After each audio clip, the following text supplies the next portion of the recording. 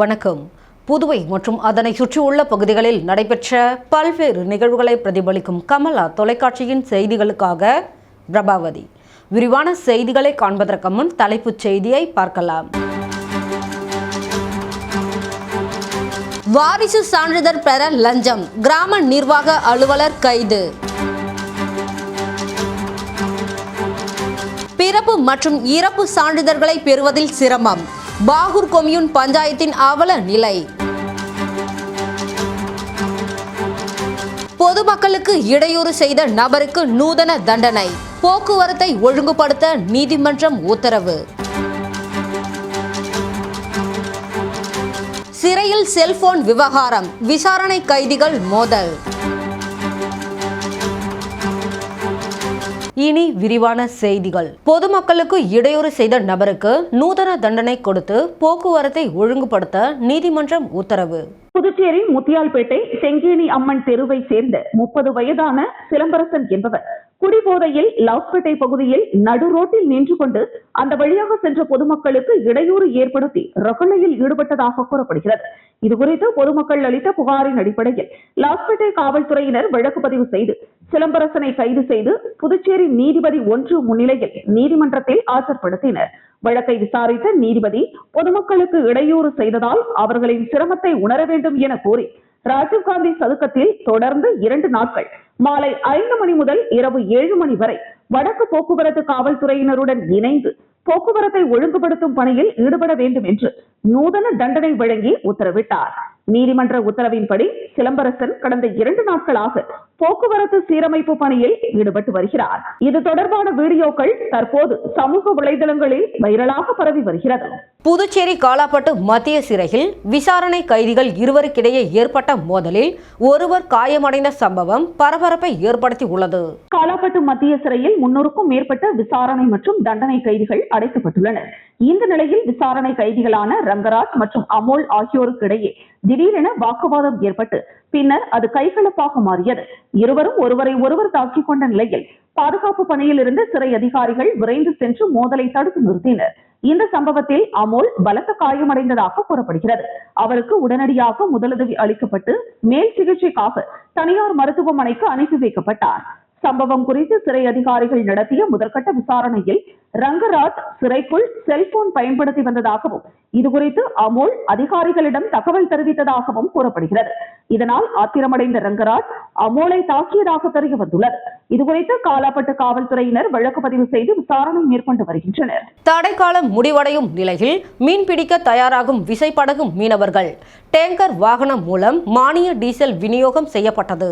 புதுவை மற்றும் காரைக்காலில் அமல்படுத்தப்பட்டிருந்த 61 நாட்கள் மீன்பிடி தடைக்காலம் வரும் 14ஆம் தேதியுடன் நிறைவடைய உள்ள நிலையில் விசைப்படகு மீனவர்கள் மீன்பிடி தொழிலுக்கு தயாராகி வருகின்றனர். படகுகளுக்கு வண்ணம் பூசுதல், பழுது பார்த்தல், மீன்பிடி வலைகளை ஏற்றுதல் உள்ளிட்ட பணிகளில் அவர்கள் தீவிரமாக ஈடுபட்டுள்ளனர்.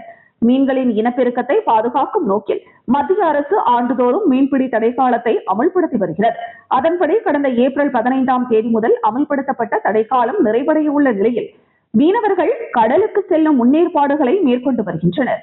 மேலும் ஐஸ் கட்டிகள், குடிநீர் மற்றும் உணவுப் பொருட்களையும் படகுகளில் ஏற்ற ஏற்பாடுகள் செய்யப்பட்டு வருகிறது. இந்த நிலையில் தேங்காய் திட்டு மீன்பிடி துறைமுகத்தில் செயல்பட்டு வந்த கூட்டுறவு டீசல் விற்பனை நிலையம் விலை மாற்றம் தொடர்பான பிரச்சனையால் மூடப்பட்டுள்ளதால் மீனவர்களுக்கு மானிய விலையில் டீசல் வழங்குவதில் சிக்கல் ஏற்பட்டுள்ளது. இது தொடர்பாக மத்திய பெட்ரோலியத்துறை அமைச்சருக்கு முதலமைச்சர் ரங்கசாமி கடிதம் எழுதியிருந்தாலும் இதுவரை அனுமதி கிடைக்கவில்லை என கூறப்படுகிறது. இதனால் ஸ்ரீவிராம்பட்டினத்தில் உள்ள கூட்டுறவு சில்லறை டீசல் விற்பனை நிலையத்தில் இருந்து மினி டேங்கர் வாகனம் மூலம் டீசல் கொண்டுவரப்பட்டு விசைப்படகுகளுக்கு மானிய விலையில் விநியோகம் செய்யப்படுகிறது. தடைக்காலம் முடிந்தவுடன் மீன்பிடி தொழில் மீண்டும் முழுவீச்சில் தொடங்கும் என மீனவர்கள் நம்பிக்கை தெரிவித்துள்ளனர். புதுவை மாநில விசைப்படகு உரிமையாளர் சங்கத்தின் தலைவர் நான்.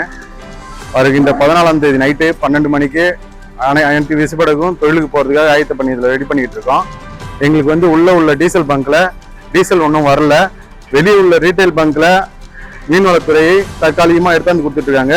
இது நிரந்தரமா உள்ள டீசல் தரணும்ன்றத அரசுக்கு கோரிக்கை வைக்கிறோம். அதே மாதிரி தடைக்காலத்தை ஜனவரி பிப்ரவரியா மாத்தணும். ஏன்னா மீன் இனப்பெருக்கம் பெற்று வளர்ந்து குடிக்கிற நேரத்துல எங்களுக்கு தடைக்காலத்தை வச்சிருக்காங்க. இது அரசுக்கு நாங்க தெரிவிக்கிறோம். இந்த அரசு சென்ட்ரல் கவர்மெண்ட்டுக்கு தெரிவித்து எங்களுக்கு தடை காலத்தை மாற்றி தருமாறு அரசுக்கு நாங்கள் கோரிக்கை வைக்கிறோம். வில்லியனூர் வருவாய்த்துறை அலுவலகத்தில் வாரிசு சான்றிதழ் பெறுவதற்காக லஞ்சம் கேட்ட கிராம நிர்வாக அலுவலர் முருகையன் லஞ்ச ஒழிப்பு காவல்துறையினரால் கைது செய்யப்பட்டுள்ளார். புதுச்சேரி அடுத்த வில்லியனூர் பகுதியில் அமைந்துள்ள வருவாய்த்துறை அலுவலகத்தில் கிராம நிர்வாக அலுவலராக கீழூர் கிராமத்தை சேர்ந்த முருகையன் பணிபுரிந்து வருகிறார். இவர் குருமாம்பேட் பகுதிகளுக்கு கிராம நிர்வாக அலுவலராக நியமிக்கப்பட்டு பணியாற்றி வருகிறார். கடந்த வாரம் குருமாம்பேட் பகுதியை சேர்ந்த பெண் ஒருவர் வாரிசு சான்றிதழ் கேட்டு விண்ணப்பித்திருந்ததாக கூறப்படுகிறது.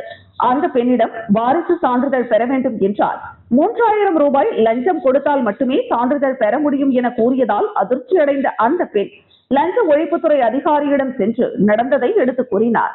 பின்னர் லஞ்ச ஒழிப்புத்துறை ஆய்வாளர் புருஷோத்தமன் தலைமையிலான காவல்துறையினர் சம்பந்தப்பட்ட பெண்ணிடம் ரசாயனம் தடவிய பணத்தை கொடுத்து கிராம நிர்வாக அலுவலர் முருகையனிடம் கொடுத்த பொழுது மறைந்திருந்த லஞ்ச ஒழிப்பு காவல்துறையினர் கையும் களவுமாக பிடித்து கைது செய்து விசாரணைக்கு அழைத்து சென்றனர். லஞ்ச ஒழிப்பு காவல்துறையினர் வில்லியனூர் வருவாய்த்துறை அலுவலகத்திற்கு வந்து லஞ்சம் பெற்ற அதிகாரியை கையும் களவுமாக பிடித்து கைது செய்து அழைத்து சென்றது வருவாய்த்துறை அதிகாரிகள் மற்றும் ஊழியர்கள் மத்தியில் பெரும் அச்சத்தை ஏற்படுத்தியுள்ளது. பாகூர் கொம்யூன் பஞ்சாயத்தில் ஆணையர் இல்லாததால் மக்கள் அவதி அடைந்து வருவதாக வெளியிட்ட குற்றச்சாட்டு வீடியோ வைரலாகி வருகிறது. புதுச்சேரி பாகூர் கொம்யூன் பஞ்சாயத்தில் நிரந்தர ஆணையர் இல்லாததால் பிறப்பு மற்றும் இறப்பு சான்றிதழ்களை பெற பொதுமக்கள் கடும் சிரமத்திற்கு ஆளாகி வருகின்றனர். நரம்பை கிராமத்தை சேர்ந்த மீனவ தொழிலாளி நாராயணன் சிறப்பு சான்றிதழ் பெறுவதற்காக கடந்த 3 நாட்களாக பாகூர் கொம்யூன் பஞ்சாயத்து அலுவலகத்திற்கு வந்து சென்றும் சான்றிதழ் கிடைக்காததால் ஏமாற்றம் அடைந்துள்ளார். ஆணையர் இல்லாத காரணத்தால் பல்வேறு நிர்வாக பணிகள் தாமதமாக நடைபெற்று வருவதாகவும் சான்றிதழ் பெற வரும் பொதுமக்கள் அலைக்கழிக்கப்படுவதாகவும் பொதுமக்கள் குற்றம் சாட்டியுள்ளனர். இது தொடர்பாக பொதுமக்கள் தங்களது ஆதங்கத்தையும் குற்றச்சாட்டுகளையும் பதிவு செய்த வீடியோ ஒன்று சமூக வலைதளங்களில் வெளியாகி பரவலாக பரவி வருகிறது. எனவே பொதுமக்கள் சிரமமின்றி பிறப்பு இறப்பு உள்ளிட்ட அத்தியாவசிய சான்றிதழ்களை பெறும் வகையில் பாகூர் கொம்யூன் பஞ்சாயத்திற்கு நிரந்தர ஆணையரை நியமிக்க அரசு நடவடிக்கை எடுக்க வேண்டும் என அப்பகுதி மக்கள் கோரிக்கை விடுத்துள்ளனர். தட்டாஞ்சாவடி தொகுதியில் திமுக அமைப்பாளர் சிவாவை வேட்பாளராக நிறுத்த வேண்டும் என சட்டமன்ற உறுப்பினர் விக்னேஷ் கண்ணன் விருப்பம் தெரிவித்துள்ளார். தட்டாஞ்சாவடியில் நடைபெற்ற திமுக கூட்டத்தில் சட்டமன்ற உறுப்பினர் விக்னேஷ் கண்ணன் கலந்து கொண்டு பேசினார். அப்போது அவர் தட்டாஞ்சாவடி தொகுதியில் நடைபெறவுள்ள இடைத்தேர்தலில் திமுக அமைப்பாளர் சிவாவை கட்சி வேட்பாளராக நிறுத்த வேண்டும் என்றும் அவரை வெற்றி பெற செய்து சட்டமன்றத்திற்கு அனுப்ப வேண்டும் என்றும் வலியுறுத்தினார். மேலும் சிவா சட்டமன்றத்தில் எதிர்க்கட்சி வரிசையில் அமர்ந்து மக்களின் குரலாக உரையாற்றும் நாளை விரைவில் அனைவரும் காண்போம் என நம்பிக்கை தெரிவித்தார். கூட்டத்தில் கட்சி நிர்வாகிகள் மற்றும் தொண்டர்கள் பலர் பங்கேற்றனர். பிரதமர் மோடியின் 12 ஆண்டுகால ஆட்சி சாதனையை முன்னிட்டு முதலியார்பேட்டையில் சிறப்பு வழிபாடு மற்றும் அன்னதானம் நடைபெற்றது.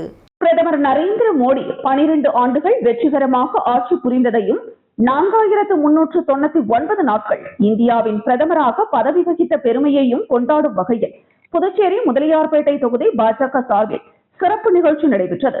பாஜக மாநில துணைத் தலைவரும் முன்னாள் சட்டமன்ற உறுப்பினருமான பாஸ்கர் தலைமையில் ஸ்ரீ வன்னிய பெருமாள் கோவிலில் சிறப்பு வழிபாடு நடத்தப்பட்டது.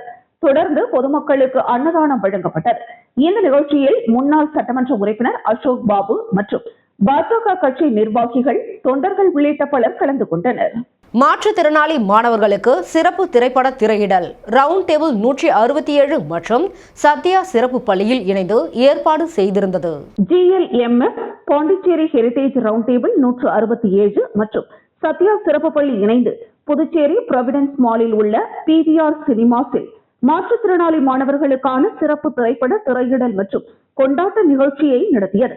மாணவர்களின் திறமைகளை ஊக்குவிக்கும் வகையிலும் அவர்களுக்கு மகிழ்ச்சியான சூழலை ஏற்படுத்தும் நோக்கிலும் நடைபெற்ற இந்த நிகழ்ச்சியில் 150க்கும் மேற்பட்ட மாற்றுத்திறனாளி மாணவர்கள் மற்றும் பள்ளி ஊழியர்கள் கலந்து கொண்டனர்.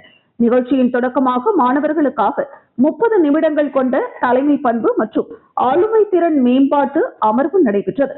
இந்த அமர்வு மாணவர்களுக்கு உற்சாகத்தையும் தன்னம்பிக்கையையும் அளித்தது. இதனைத் தொடர்ந்து மாணவர்களுக்காக He Man and the Masters of the Universe திரைப்படம் சிறப்பாக திரையிடப்பட்டது. இதனைத் தொடர்ந்து மாணவர்களுக்காக He Man and the Masters of the Universe திரைப்படம் சிறப்பாக திரையிடப்பட்டது. மாணவர்கள் திரைப்படத்தை ஆர்வத்துடனும் மகிழ்ச்சியுடனும் கண்டு ரசித்தனர். மேலும் நிகழ்ச்சியில் பங்கேற்ற அனைத்து மாணவர்கள் மற்றும் ஊழியர்களுக்கும் சிற்றுண்டிகள் மற்றும் பானங்கள் வழங்கப்பட்டு உபசரிக்கப்பட்டது. இந்த நிகழ்ச்சிக்கு நிதி உதவி வழங்கிய ரவுண்ட் டேபிள் அமைப்பின் டிரஸ்டுகள் திலீப் மற்றும் வெங்கட் ஆகியோருக்கு அமைப்பின் சார்பில் நன்றி தெரிவிக்கப்பட்டது. நிகழ்ச்சியில் பாண்டிச்சேரி ஹெரிடேஜ் ரவுண்ட் டேபிள் 167 அமைப்பின் தலைவர் மோதிகுமார், செய்தி தொடர்பாளர் கெவின் மற்றும் பொருளாளர் ஜெயந்த் ஆர் உள்ளிட்டோர் கலந்து கொண்டு சிறப்பித்தனர். திண்டிவனம் கேடிமா கிராமத்தில் சவுக்கை தோப்பில் அழுகிய நிலையில் கிடந்த ஆண் சடலத்தை கைப்பற்றிய காவல்துறையினர் இது தொடர்பாக தீவிர விசாரணை மேற்கொண்டு வருகின்றனர். திண்டிவனம் அடுத்த மயிலம் காவல் நிலையத்திற்குட்பட்ட கொடிமா கிராமத்தில் சுமதி என்பவருக்கு சொந்தமான சவுக்கை தோப்பில் அழுகிய நிலையில் ஆண் சடலம் கிடப்பதாக காவல்துறையினருக்கு நிலத்தின் உரிமையாளர் தகவல் தெரிவித்தார். இதனைத் தொடர்ந்து சம்பவ இடத்திற்கு விரைந்து சென்ற மயிலம் ஆய்வாளர் பாலாஜி தலைமையிலான காவல்துறையினர் அப்பகுதியில் ஏதேனும் தடயங்கள் கிடக்கின்றனவா என சோதனை செய்தனர். இதனைத் தொடர்ந்து சம்பவ இடத்திற்கு தடய அறிவியல் துறை உதவி இயக்குனர் ராஜி தலைமையிலான குழுவினர் மற்றும் கைரேகை நிபுணர்கள், மோப்பநாய் குழுவினர்கள் அங்கு வரவழைக்கப்பட்டனர். தொடர்ந்து உடலை பரிசோதனை செய்த அக்குழுவினர் இறந்தவர் சுமார் 40 வயது மதிக்கத்தக்கவர் எனவும் உயிரிழந்து சுமார் 6 நாட்களுக்கு மேல் இருக்கும் எனவும் தெரிவித்தனர். பின்னர் அழுகிய நிலையில் கிடந்த அடையாளம் தெரியாத அந்த ஆண் பிரேதத்தை கைப்பற்றிய காவல்துறையினர் உடற்கூறு ஆய்விற்காக விழுப்புரம் முண்டியம்பாக்கம் அரசு மருத்துவக் கல்லூரி மருத்துவமனைக்கு அனுப்பி வைத்தனர். இவர் தற்கொலை செய்து கொண்டாரா, இப்பகுதிக்கு யாரேனும் அழைத்து வந்து அவரை கொலை செய்து வீசி சென்றனரா என பல்வேறு கோணங்களில் காவல்துறையினர் விசாரணை மேற்கொண்டு வருகின்றனர். திண்டிவனத்தில் போதை மாத்திரைகள் விற்பனை செய்த 2 சிறுவர்கள் உட்பட 4 பேரை காவல்துறையினர் கைது செய்தனர். விழுப்புரம் மாவட்டம் திண்டிவனம் விவேகானந்தர் நகர் பகுதியில் திண்டிவனம் டிஎஸ்பி பிரகாஷ் தலைமையிலான தனிப்படை காவல்துறையினருக்கு கிடைத்த ரகசிய தகவலின் அடிப்படையில் அப்பகுதியில் சோதனையில் ஈடுபட்டுக் கொண்டிருந்த காவல்துறையினரை கண்டதும் தப்பி ஓட முயற்சி செய்த 2 சிறுவர்கள் உட்பட 4 பேரை காவல்துறையினர் மடக்கி பிடித்தனர். மேலும் அவர்களை சோதனை செய்ததில் போதை மாத்திரைகள் இருப்பது தெரிய வந்தது. இதனைத் தொடர்ந்து 4 பேரையும் காவல் நிலையம் அழைத்து சென்று விசாரணை செய்ததில் அவர்கள் திண்டிவனம் வகாப் நகர் பகுதியில் சேர்ந்த தண்டபாணி என்பவரின் மகன் 20 வயதான ஸ்ரீராம், திண்டிவனம் ஜெயபுரம் கருணாவூர் பாட்டை பகுதியை சேர்ந்த ஏழுமலை மகன் 24 வயதான சிவகுரு பிரசாத் மற்றும் 17 வயதுடைய 2 சிறுவர்கள் என்பது தெரிய வந்தது. 4 பேரும் போதை மாத்திரைகளை சென்னையிலிருந்து வாங்கி வந்து மாணவர்களை குறிவைத்து விற்பனை செய்தது தெரிய வந்தது.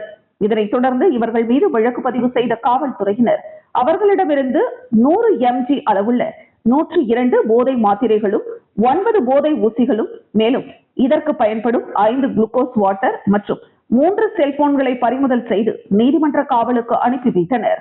மீண்டும் தலைப்புச் செய்திகள். வாரிசு சான்றிதழ் பெற லஞ்சம், கிராம நிர்வாக அலுவலர் கைது. பிறப்பு மற்றும் இறப்பு சான்றிதழ்களை பெறுவதில் சிரமம், பாகூர் கொம்யூன் பஞ்சாயத்தின் அவல நிலை. பொதுமக்களுக்கு இடையூறு செய்த நபருக்கு நூதன தண்டனை, போக்குவரத்தை ஒழுங்குபடுத்த நீதிமன்றம் உத்தரவு. சிறையில் செல்போன் விவகாரம், விசாரணை கைதிகள் மோதல். இத்துடன் செய்திகள் நிறைவடைகிறது. செய்திகளை உடனுக்குடன் தெரிந்து கொள்ள கமலா தொலைக்காட்சி சமூக வலைதளத்தை பின்பற்றவும். நன்றி, வணக்கம்.